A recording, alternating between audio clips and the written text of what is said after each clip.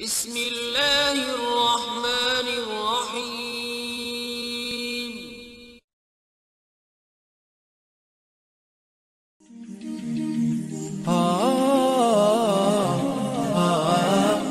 Bismillahirrohmanirrohim. Assalamualaikum warahmatullahi wabarakatuh. Dua ayat ini membuat Rasulullah menangis.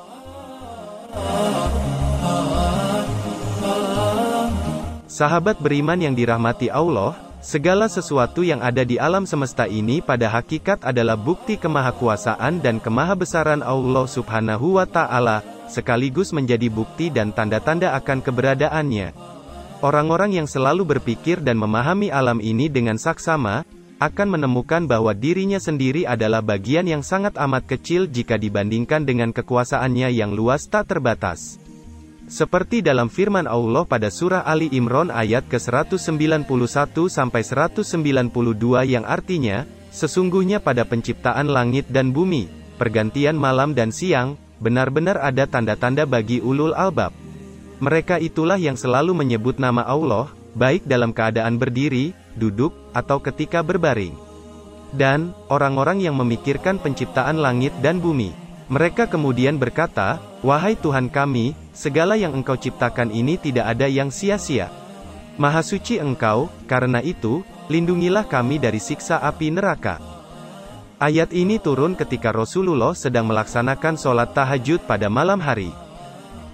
Setelah selesai melaksanakan sholat, beliau langsung tersungkur menangis karena tidak kuasa ketika memahami betapa dalamnya makna yang terkandung dalam ayat ini.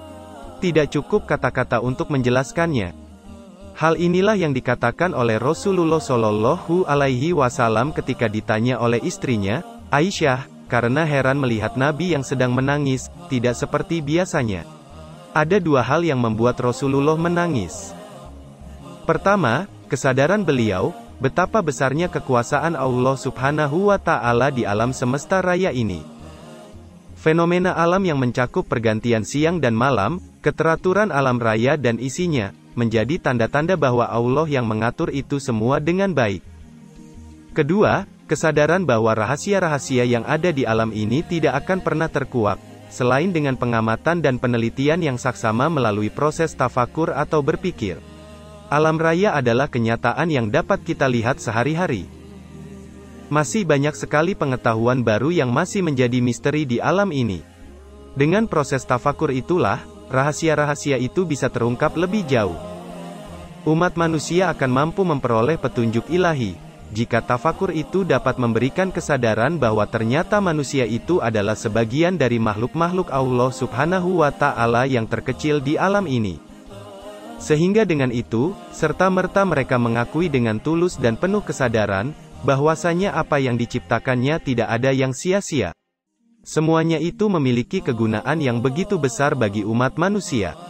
Kesadaran ini kemudian menjadikan diri manusia untuk selalu mengingat kepada Allah Subhanahu wa Ta'ala dalam keadaan apapun.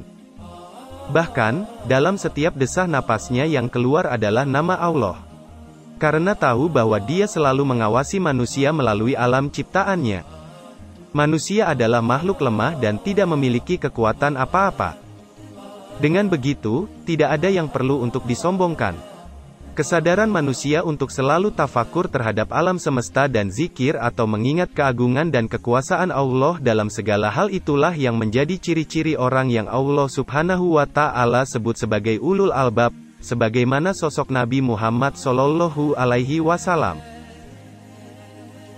Demikian yang saya sampaikan, semoga bermanfaat untuk kita semua. Amin, ya Rabbal Alamin.